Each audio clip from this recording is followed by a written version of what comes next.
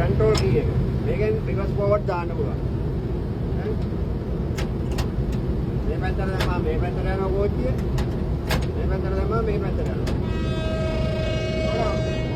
ඕගොල්ලන්ට මේ දැන් එකයි එයා බ්‍රේක් එක ගැන ටිකක් පැහැදිලිවම තියෙනවානේ.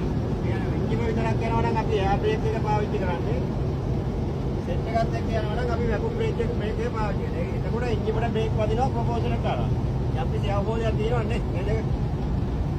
එතකොට මෙතන මාපේජර් එක බාර් 9ක් 10ක් වගේ වෙනකොට මේකේ තියෙනවා සේෆ්ටි වැල්.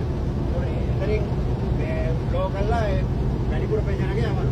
ඒවා තියෙනවා CGS කියලා තියෙනවා කම්ප්‍රෙෂර් එකේ. කම්ප්‍රෙෂර් එකට ලෝඩ් එක වෙන්නයි ලෝඩ් එක අතාරින්න. ඒකට කම්ප්‍රෙෂර් එකේ ආයු කාලය වැඩි වෙනවා. ඉතින් දැන් ඔය CGS අල්ලනවා. ඔන්න බලන්න දැන් මේක උලන් නැගගෙන යනවානේ. උලන් නැගගෙන ගිහිල්ලා ඊට අවස්ථාවක එයා අතාරිනවා. අතාරිනවා කියන්නේ මෙයා මේ රේන්ජ් එකේදී අල්ලනවා අතාරිනවා. ඒකට කම්ප්‍රෙෂර් එක ලෝඩ් එක අතාරිනවා. ඒකට උලන් නැගගත්තට පස්සේ